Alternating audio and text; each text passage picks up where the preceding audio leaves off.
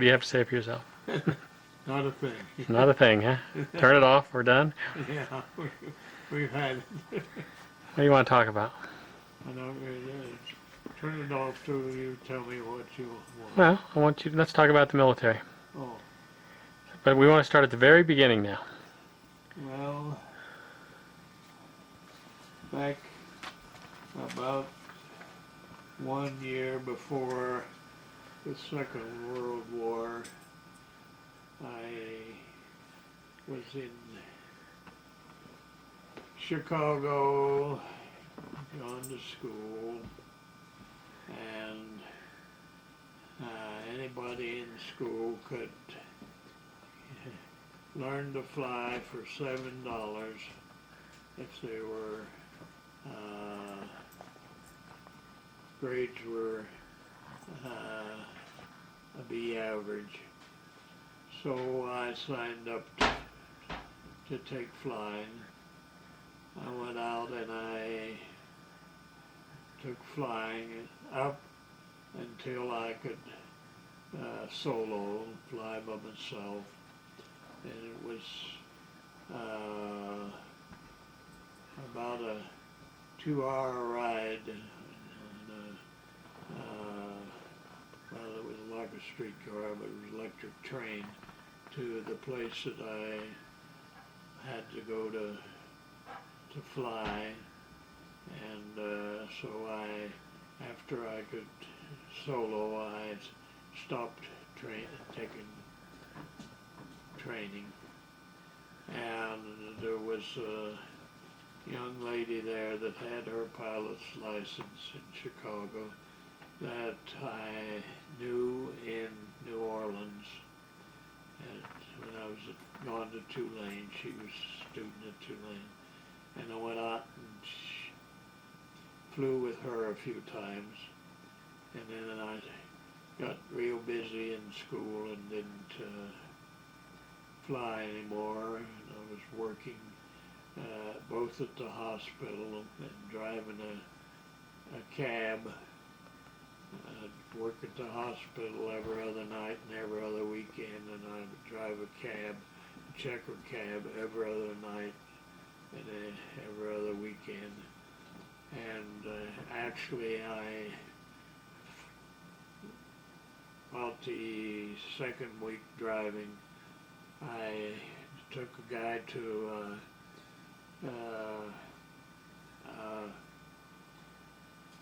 racetrack, and he paid my way in, gave me $10 to bet, and I had me wait to take him back to Hyde Park. And then when I got back to Hyde Park, the hotel, he said, would you want to drive for us? And I said, well, I don't know what your circumstances is. And I said, I only drive every other night and every other weekend. And he said, well, when you want to, when you're going to drive, call us and we will let you drive for us.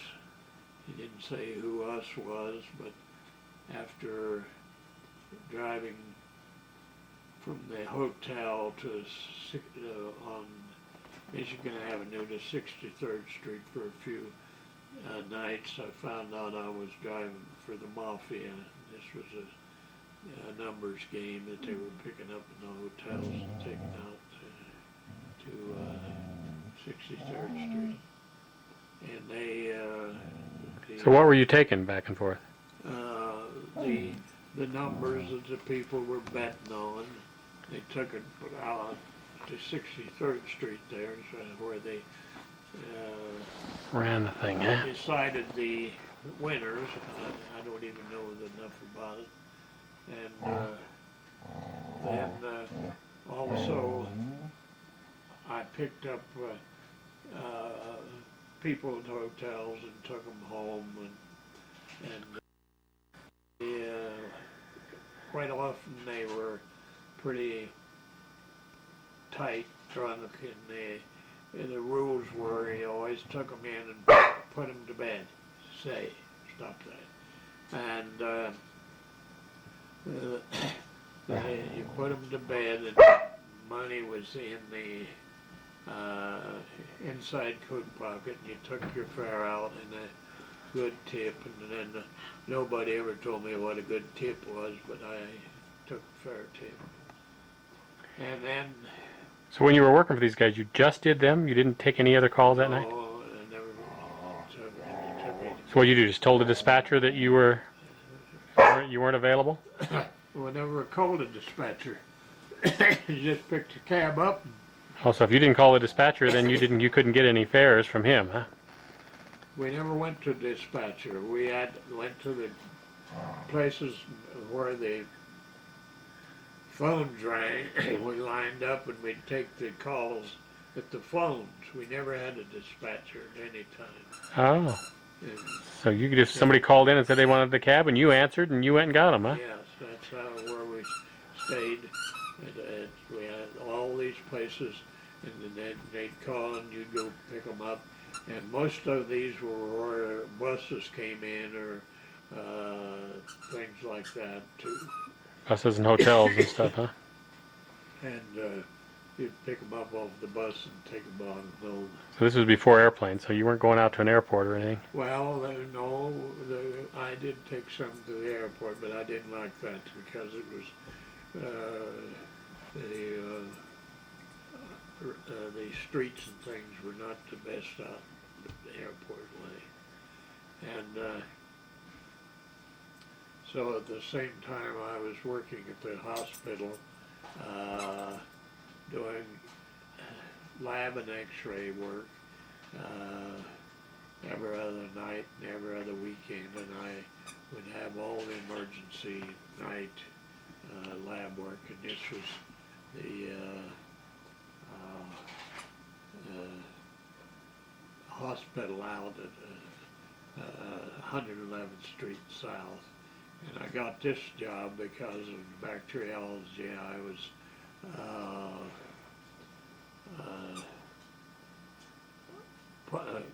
we had to have a partner. The bacteriology was doing some research work in pneumonia, pneumococcal pneumonia, and this you had to have a partner. And this guy come up and said, "Would you be my partner?" It's the course you were taking in school. Yeah, at the University of Chicago. And he said, "Would you be my partner?" And so this was 4 hours every day, this research bacteriology. And so we worked together and all. And of course we talked, and I told him that I was having a hard time working at the jobs that I was working at the time with Field and Stokers at the rich people's house at Hyde Park every morning and evening, and just getting my pay every week. And he said, "Do you want to come out and work for us?" And I said, "What can I do?" And so he said, one of the medical students was graduating, and he worked there every other night and every other weekend, and the other student would still be there, and they could break me in. So I took x-rays and did the emergency lab work there every other. And for that, I got my room at the interns' quarters, got a room, and they had bath and shower, and $5 a week. So you couldn't eat there, or you could eat there, but you had to pay. Oh yeah, no, I ate there. So it's free? That was included? I got 4 meals a day. I ate breakfast, they packed my lunch, came in the evening and had evening meal, and then I ate when the 11 o'clock nurses come on. They had their You ate good, huh? So I had 4 meals a day there. Huh. And of course then when I went to driving a cab every other night, every other weekend, I had to eat out because I wasn't there part of the time. So how'd you get there from there to school? Took the L. It was just about a quarter of a mile to the electric railroad, and it went right straight down to, and you get off any place all the way down to the center of Chicago. And I'd get off, and it was about 4 blocks to school. Huh. Where'd you pick your cab up? The cab, there was 2 places I could pick it up. I could pick it up on 55th Street, or I could pick it up on 51st Street, or I could pick it up on down 27th. These were yellow cab? No, this checkered cabs. Huh. They all had all steel fenders, and they were real. So I had no problem with traffic because everybody got out of the way because they came close to those steel fenders. Their fenders just folded up. So this was considered better than yellow cab? Oh, well, I don't think we had a yellow cab there. I think there was a different cab there at that time. Do you remember what kind of car it was? I think they had limousines. Huh. Yeah, Were they automatics? Yes, I think they were. I never drove one of them because. So what was your cab? I mean, what was your cab? Oh, it was just like a car. It was. So they did. Except the meter was right beside me in the front seat. And the only place they get in was in the back, and then the back seat. And then they had 2 seats they could bring up. You could haul 5 people in the back. Huh. And was this were these relatively new vehicles, or? Oh yes. Did you always get the same one, or did you just? No, you go in and they'd always have one waiting for you and have it all gassed up and everything. And you made a commitment. You had to be there by X time. Was this just like going to work? Well, yes, you had within an hour. The cab was always ready for you. And what did you do? Just pay for the night? You give them X dollars, or did they take? No, you just came in whenever the night was up, and what your meter read, you gave them, and you got 40% of what the meter read, and you had kept all the tips. So this was considered a good job then, probably, huh? Yeah, it was a good job. So how hard was it to get it? Well, I saw an ad in the paper, cab drivers wanted, and I went down, and they didn't even let me drive or get in and drive with them or anything. They wrote me out a commercial driver's license. In fact, I didn't even have a driver's license at the time. Really? This was your first driver's license you'd ever had? Well, no, I had one before when I was in Louisiana, but see, this was a change from Louisiana, and it wasn't any good there. Yeah. And so then I went along, and I was at the on a Sunday, I was watching the Chicago Bears play the Washington Redskins, and the final football game of the year at the interns' quarters, and they stopped the TV and no, it was radio. They stopped the radio and said Hawaii had been attacked by the Japanese. Then on about 2 weeks later, I had the letter from the Air Force. Please fulfill your agreement and report to certain place and enlist in the Air Corps as you signed up to when you took the flight training in college. And so I wrote the letter, and I still have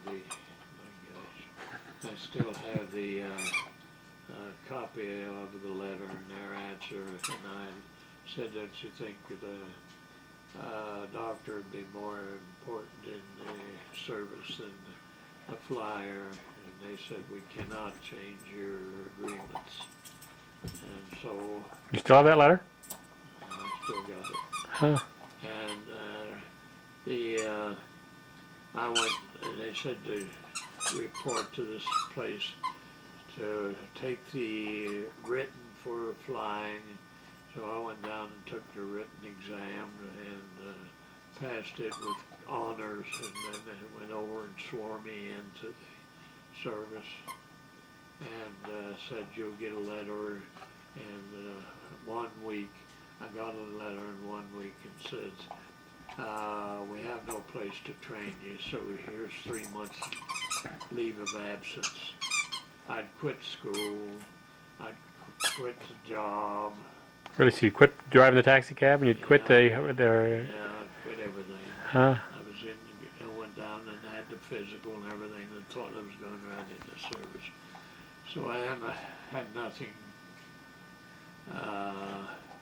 In fact, I'd already left the hospital, and so I went back to the bacteriology department at the University of Chicago and said to the head of the bacteriology department, I need a job. I said, you know where I can get something to do for 3 months? And he laughed and said, yeah, I see all those cages out there. There was about, I imagine 60 cages with animals in it, and monkeys and everything. He said, you can clean those cages every day, including Saturday. You don't have to come in on Sunday to even feed the animals. You give them enough on Saturday to keep them over. And we'll pay you $85 a month. Is that good? That was much. Nurses was only getting $75 a month at that time. Wow. And so I started to clean all these cages, and then somebody left some monkeys loose, and then I was chasing all over Chicago trying to catch monkeys. It wasn't you that left him loose? No, one of the guys that was giving them some kind of shots, one of the researchmen, got loose from him.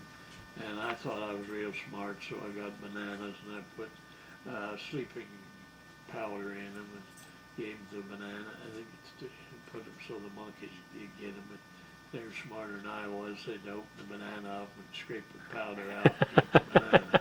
And I caught one of them. I got South Chicago in this lady's bathroom. And the other one fell down. There's only two that we didn't get right away. The other one fell down the elevator shaft, broke a leg, and they got him, and I had to set his leg and cast him. So you just got these from phone calls, obviously. Somebody called you and said... Yeah, and then one day, the guy said, we got these 10 sheep out there, which I had taken care of anyway. And they were the biggest sheep I'd ever seen in my life. And he said, you know anybody can shear sheep? I said, how do I know anybody can shear sheep in Chicago? And he laughed and he said, would you shear those sheep Saturday afternoon? Of course, I worked till noon on Saturday. And so I got the shears out of the window of the bacteriology department and shoot those 10 sheep, wrapped the wool up and tied it. These hand shears or electric shears? Electric shears. You did it by yourself? Yeah, oh, yes. How'd you? So you had to tie these guys up and get them down and shear them? No, just set them up on the hind end Huh. and shear them. And I've sheared sheep at home before I left Ohio. And so they didn't say a word about paying me for extra. And so then it came August, 1st of August, and I got a letter to me to train Union Station at 3 o'clock. There would be a guy with a green band on his arm and report to him in the station. So this was August of 42. Because it was December 41 they attacked Pearl Harbor. So you didn't have to go till August of 42. That's right, they didn't have any place to train us. Huh. And so I went there. So you just fed these monkeys till August. Yeah. And Where'd you live while you were feeding these monkeys? I lived at, on 63rd Street. Actually, you and Mom got married in that period, eh? Apartment. We had a one-room apartment, one bedroom. And so then they took us into the dining room. Of course, I just had something to eat, and they served us a meal, and we got on this passenger train. There was 20 passenger cars, and half of them were filled with guys from Detroit, and the other half filled in Chicago. And it took us 2 days to get to San Antonio, Texas. So what, you just had a seat and there was obviously no bed or anything? Oh no, we had a sleeping car. Oh, you did? Oh, you actually had a berth, huh? Yeah, I slept in the upper, and the two guys slept below. So it was three high. Yeah. And then there must have been a dining car on there? Oh yeah, we had there was a dining car on there, but they just used it to cook with, and they brought the meals into the passenger car. So during the day, when you weren't in the berth, there was a seat you sit on? Yeah. Huh. But the trouble, we had somebody in each car was appointed as a policeman that nobody could get out of the car without reporting to whoever was the half-day person. And they had to So there must have been a bathroom in that car. had to keep a note if anybody tried to go out and what they were going out for. And where would you go? So we went to San Antonio. No, I mean, why would you want to leave the car? Well, sometimes you wanted to go see somebody else that maybe was a friend in another car. Huh. People knew each other. So did you get to know anybody on there? Well, I got to know. In fact, I knew in 2 days I knew everybody in the car. Probably so. So would you have cards and played cards or what? No, most of us just talked. So we got to San Antonio, and then we got there, and the second day, they started to do the physicals, and so the thing of it was, with your height, minimum weight for the Air Corps had to be 148 pounds. Well, in my car there was 5 guys that couldn't make the weight limit. They had 5 days to make the weight limit to get in. Otherwise, they were thrown out and were going to be Drafted. soldiers. So they didn't weigh enough? Yeah, they didn't weigh enough. Huh. And so they all came to me, okay, because I told them I'd been in this, and they thought I knew everything at that time. And so I said, that's simple, okay, we'll get, before you weigh in, we'll get 4 pounds of bananas and a quart of milk, and we'll weigh that amount that you need for the weight to make 48, and you eat that and go weigh in. So they all got in. Huh. But then about 3 years later, we had been writing to them, and they were in the 8th Air Force, and a couple of them they got shot down over Germany, and I thought you so-and-so, you should just left them not get in. They may have been alive yet. Well, or they may have been dead a lot sooner as infantrymen. Well, it really bothered me some. And so we went directly from there. Well, we had a big storm there while we was there. It came in, and we had to take all our tents down and put rocks and logs on them. And then we, This was in August. yeah. It was a thunderstorm. Yeah, and one of those windstorm, they flew all the planes out. Really? So was this a hurricane that hit Houston or something? Yeah. It was San Antonio, it blew down everything.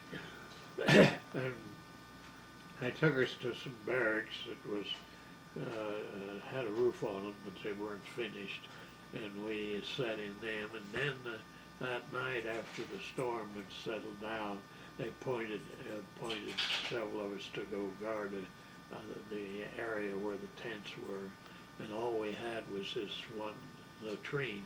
It was the guard place, and I slept on 2 hours and off 2 hours, and I slept on top of this water cooler, 2 hours off each time.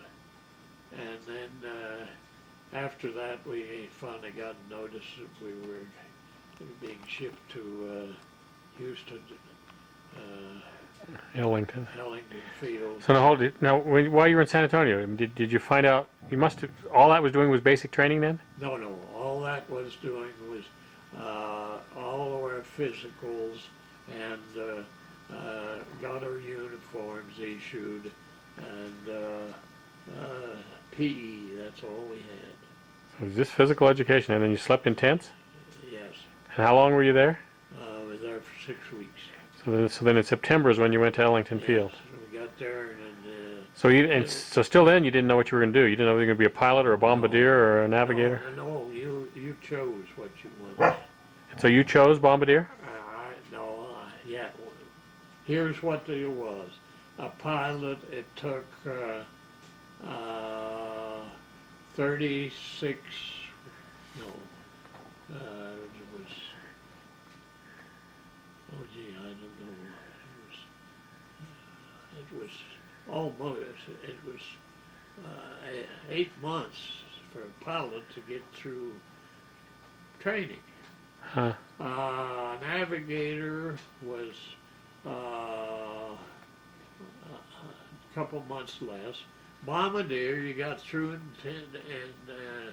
in about 8 weeks. Huh. So the pay as a cadet was $75, and the second lieutenant, the pay was almost $300, or better $300 with flight pay. So I took the fastest. The $300. So it was all about money for you. And so I was going to be, well, originally I was going to be a bombardier navigator. Yeah. But you had to get, Mom, stop. I had to go then down to Houston, and we got there. Took us all day, way till midnight to get there, and then they fed us, and we had I don't know, it was leftover, some kind of sandwiches, and we thought, oh boy, what a place to eat if they're going to eat this kind of stuff. And then they took us to barracks, and they had the beds and mattresses, but nothing else, no sheets, no towels, no nothing. And so we slept on the... And how many of you were there? Oh, there was a whole trainload of us. It was probably I think it was 400 of us. Wow. And so we marched out to breakfast the next morning, and we get there, and we stand in line to go in. And of course, we'd been eating out of canteens. And we walk in, and the guy said, what do you want? Bacon and eggs, or bacon, or eggs and ham, and all this stuff. And do you want raspberries or strawberries? And we thought, where in the world have we got to? It's the best food you'd had in months, huh? And so we ate and went out the back door, and here was all this fruit, bananas, everything. Take all you want, but eat what you take. Back. So we left there, and then they marched us out to the exercise field. Ma, we should quit that. And then they said, we will taking you to the train tomorrow morning to the station. Call home and tell them you're on a 4-week leave. So you were only there for one night? Huh? You know, I stayed the second night. Oh, okay. And then when they took me to the railroad station, and of course,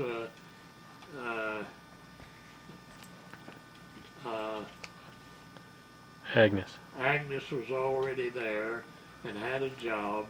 So when did she come? Did she come while you were in San Antonio? Yeah, she came down there a week before because I knew I was going to be there. Oh. And so. So she didn't come while you were in San Antonio. She just came knowing you were going to end up at Ellington.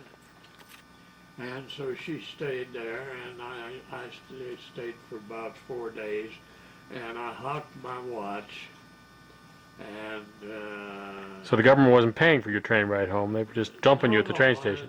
We hadn't had to pay or nothing. Huh. All the money I had is what I brought. And they said not to bring any cash because it wasn't safe. So I hocked my watch for $25. That was a good watch in those days, huh? Yeah, it was a good watch. It was one of those kind of, you know, Stopwatch? we hadn't had all the things in it. Huh? So I went out to the edge of town and started to hitchhike, and I hitchhiked. And how'd Mom feel about this? Well, she had a place, and she felt it was best to do that because she was eating at the hospital And working. and staying in there, and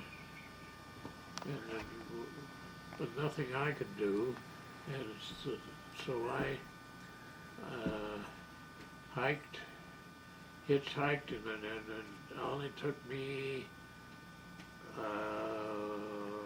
from Houston to Chicago. It took me 2 days. And who was picking you up? In cars, trucks? Oh, yes, cars.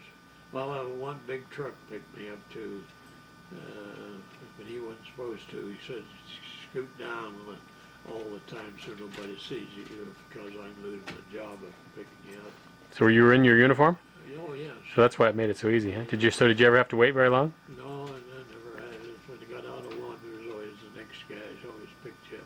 They bought you meals and all that. So how many vehicles do you suppose it took to get to I Chicago? think probably, I think I had, if I remember right, 7 in Chicago. And I didn't go to see anybody in Chicago. I went directly from Chicago to Toledo down to Ohio. And, So why'd you even go through Chicago? well, because that was easiest. Huh? Otherwise, I was going to be going from one highway to another. This highway went straight. Oh, so you must have taken 59. And, then I got home and I stayed for, I think it was, I don't know for sure how long it was, but then when I got back, they had the barracks already. So then you hitchhiked, hold on, you hitchhiked all the way to Ohio, Yeah. stayed home for X amount of time, then you hitchhiked back to Chicago? No, I went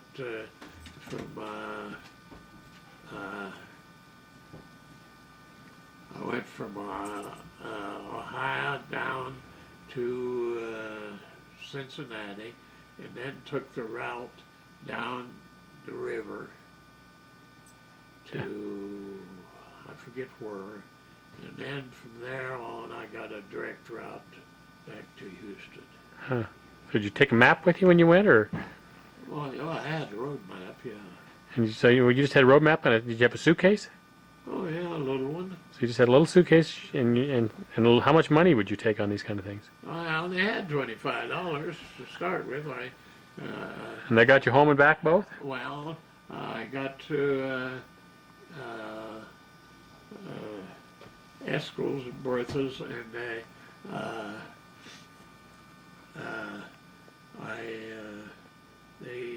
gave me.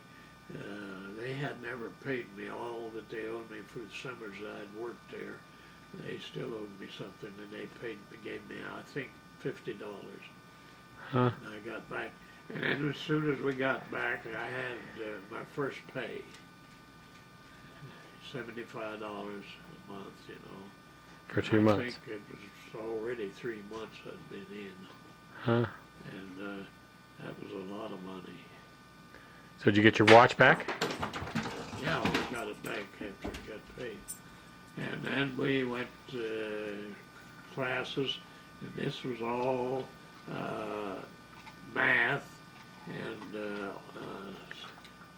actually stuff that was simple to me because, you know, you had to have all these maps and things and all the figuring flight distance and time and all this. So this was all the bombardier training then? No, it was just pre-flight. Oh. It was, Everybody took this then? yeah, Jackie, you know. And then there about, I think it was only 6 weeks. And then they got on a train and went to Big Springs, Texas. And we arrived there. And So now hold on, let me get all this straight now. So you were 6 weeks at Ellington, did all this pre-flight that everybody took. yeah. Then you got on a train to Big Spring. So this must be pushing October or something, huh? Oh no, I think it was already the 1st of December, I think. Yeah. So this was a year after Pearl Harbor then that you got to Big Spring. Yeah. And so we were put in had a barracks, and we just had bunk, and there was no rooms, just a whole barracks full. And we had then Agnes came and the hospital was so small in Big Springs she couldn't get a job there, but she got a job at a home taking care of this sick lady that died there before we no, she didn't get a job there. She did work at the hospital in Big Springs. And so the flying was only for 10 weeks, and we would go out with 10, well, first we went to the hangars, and we had these big, high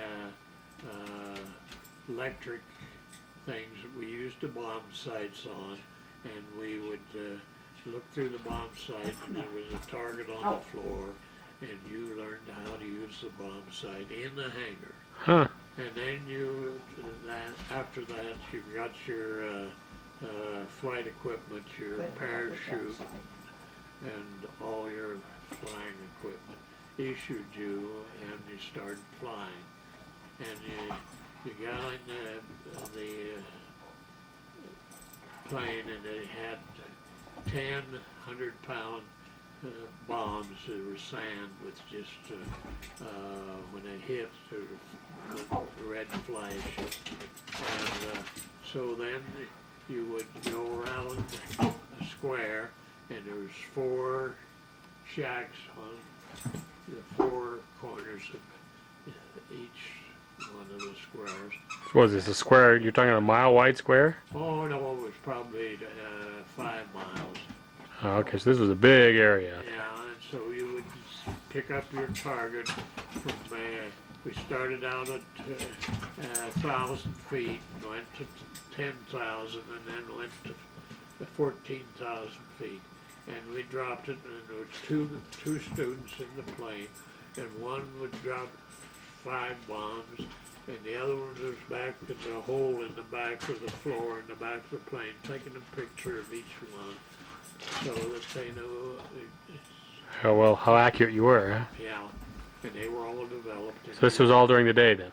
Yeah, well, the day start with, and then we had night flying and all that. So what kind of airplanes were you in when you were doing this? AT-11s. Well, the first flight we had, we went down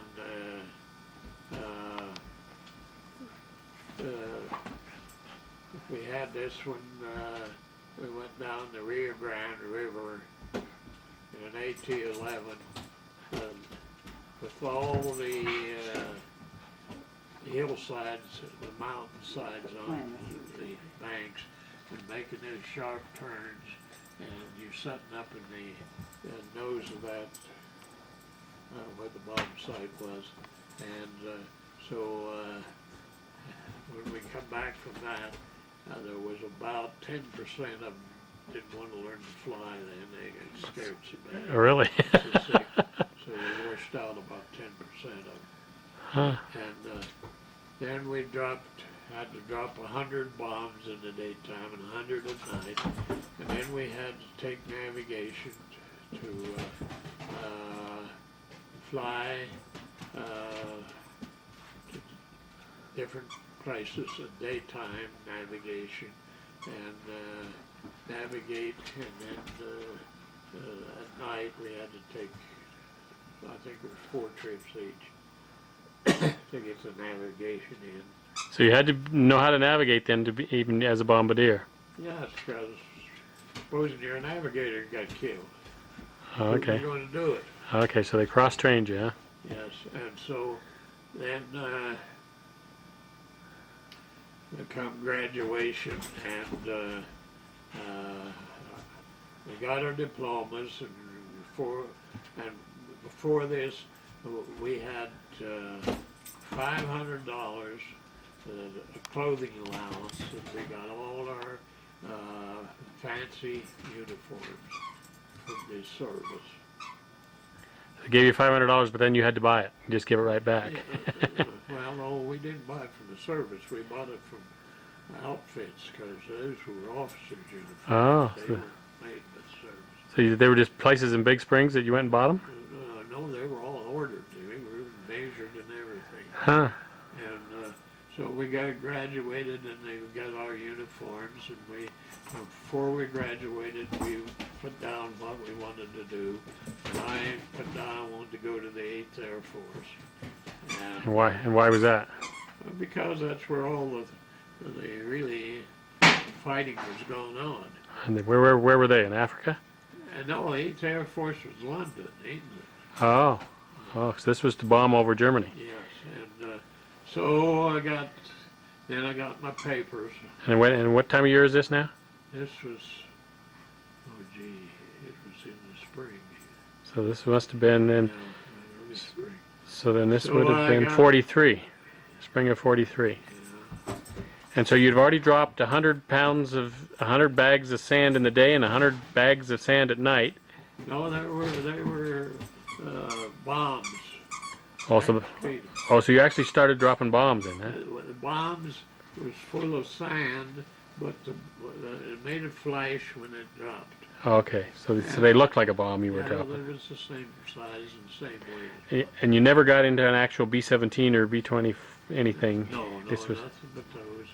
And then we went, so I got my orders to report to Childers, Texas in 5 days. and here you were wanting to go to the 8th Air Force to London, huh? Yeah, and so I get there in 5 days, and so we were given a little information of what we had to do to teach. So we start out with the cadets on these things in the hangars, and then we start flying them, and we. So you were disappointed that you got stuck as a teacher instead of going to London? That's right. You didn't want to stay home and be a teacher, huh? No, I didn't want to. But I had quite a lot of education, and it just meant something. And so I had one class. Graduated one class, and I had the second class, and for the first class we had a tournament afterwards, bombing a tournament. There was 8 bombing schools, some of them in California, Arizona, Texas, and one of my students, we had 4, was the top student, and he had the top CEO, and then there was another instructor had one, and we went to this bombing tournament. And where was this? And it was in Albuquerque, when we got there, Albuquerque was a big city now after being a little town. Yeah. We even rode up and down on the elevators. We hadn't seen an elevator. So I rode with some other California students and on this bombing tournament. And my two students, student took second out of the, let's see, 16 students there bombing. Huh. So then I got back to, I started another class, and then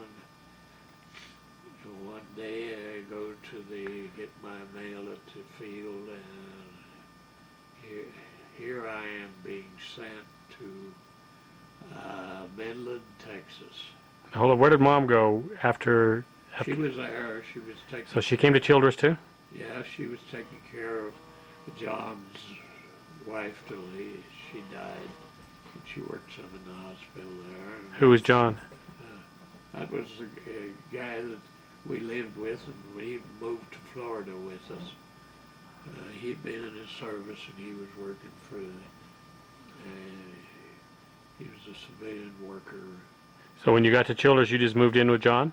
Well, we stayed in a hotel for about a week or so, and then she went to work taking care of his wife, and we just, we moved into another place for a little while, and then she died, and we moved in with John. Huh. We had a room for a while. And then I got this report that being shipped to Midland.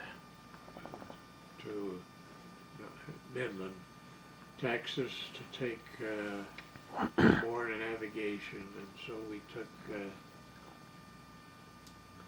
6 weeks of navigation, and we came back to Childers. So did Mom stay with John then while you were in? Oh yes, we stayed there in the building in Midland in the barracks, and then I got back, and I got this letter to report to Florida. So you only really did 2 training classes then? Yeah. Before you went to Florida, huh? Wow. And then we arrived in Florida, and I got a room assigned in the country club. What was this? This was in, was this Pensacola? No, this is in, Sarasota? What was it? oh my gosh.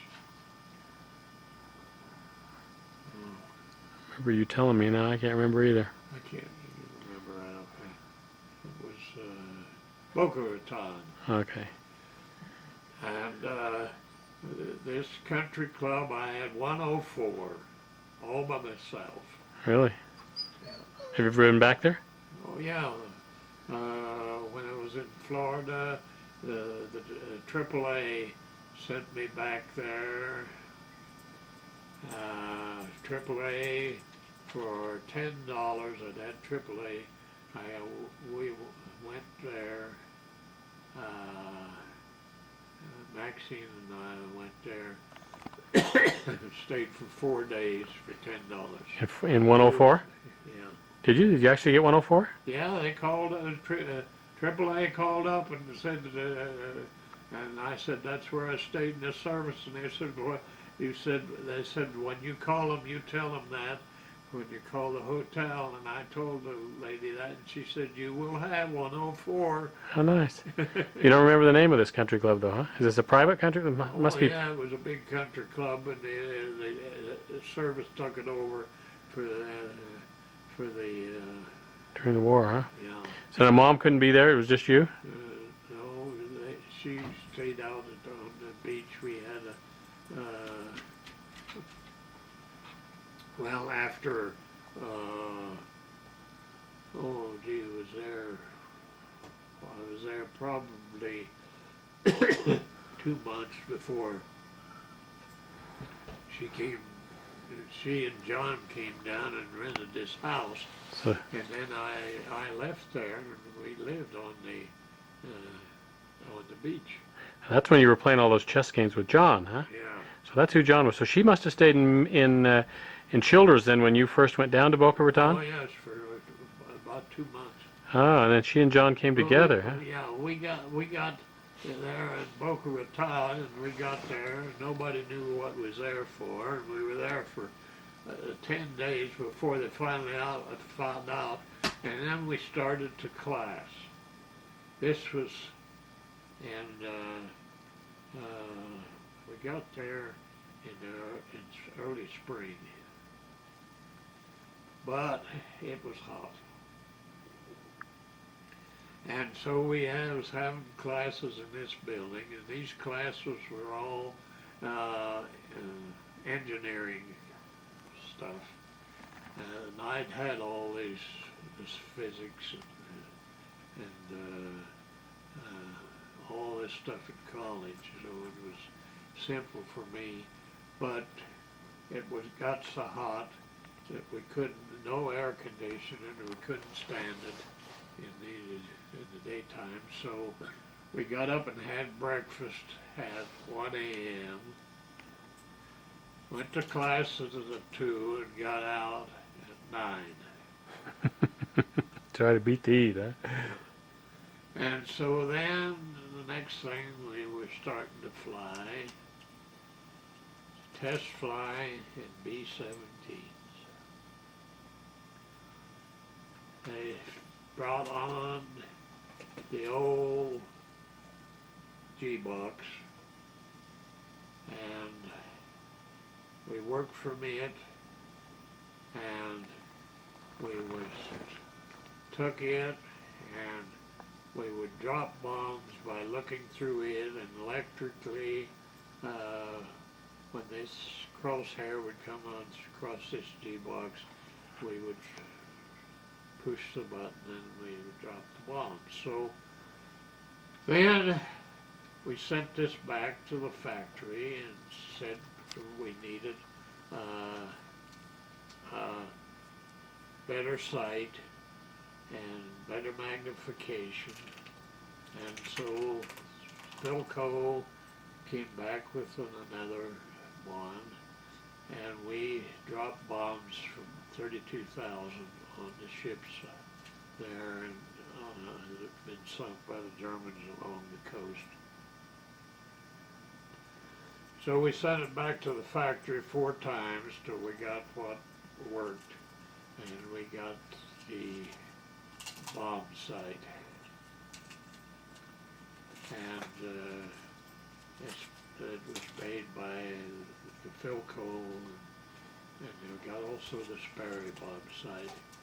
And these were how we dropped the bombs that you could hit a 10-foot circle from 32,000 feet. Hmm. So these were radar bomb sights. Yes, they were radar. So this was the newest stuff. Yes, and we were the ones that developed it. Hmm. And my name is still in some of the radar books as the one that helped develop the airborne radar. Hmm. And we went out one Sunday morning, and we were going to drop a bomb on this ship, and we were up to about 10,000. The pilot said, "That don't look good. It looks like there's something down there besides that ship." So we went down, and here was a guy sitting on this ship fishing. So we picked out another target, dropped the bomb, and back and reported it. And they went out there, and this guy was catching all beautiful fish. All the signs there, danger, live bombs falling, but he couldn't read. Hmm. So we got rid of him.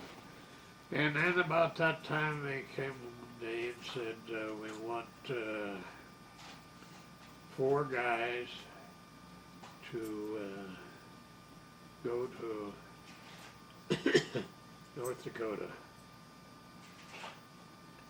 And there's a spatial service. And I wanted to go up and get toward this command. And so I couldn't get Agnes on the phone, and they wouldn't. In fact, they wouldn't let me go to the phone. You had to volunteer, so I did. And those 4 guys were the ones who was on the airplane and dropped the atomic bomb. That's how near I came. Yeah. Aren't you glad Mom was pregnant with Judy, huh? Yeah, and then as soon as we got everything developed, I was sent to Langley Field, Virginia. Now I'm back in the training command again. I'm training people how to operate the bomb sites. So, Mom went there too? yes. Did John go too? No, John went back to, no, he went to Los Angeles and got married. Omer Gabelman did that too. Huh. And, But Mom went to Langley too then? yes, and we, not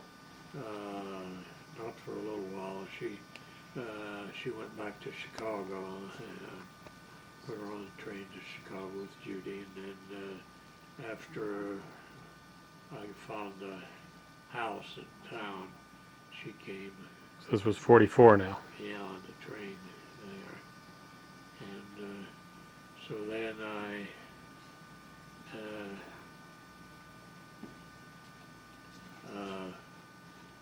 was training the ones that was going over to the 8th Air Force with these new bomb sites. And of course they were really tearing up Germany with them because they hit where you wanted them to. And then it was out one night on a training flight, and we came in. I was back in the radio room because after instructing, I went back to the radio room to help the pilot get back because it was out quite a long distance. And we coming into land, and so I got out of the radio room and was going back in the back to sit down and strap myself in a seat, because this thing was just a moving chair in the radio room. And about that time we hit the ground. Before you could get in your seat. Yeah, before he got out of the, I just got out of the door of the radio room. And we hit the ground, and I went through the plywood door between the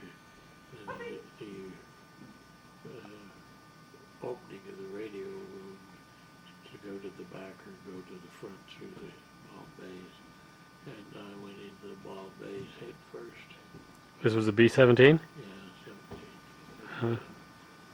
So we all went into the, if you hit, and the part of the front wheels collapsed and went down, scooted down the roadway. So we all went into the emergency room and that night, and the emergency doctor was an OBGYN.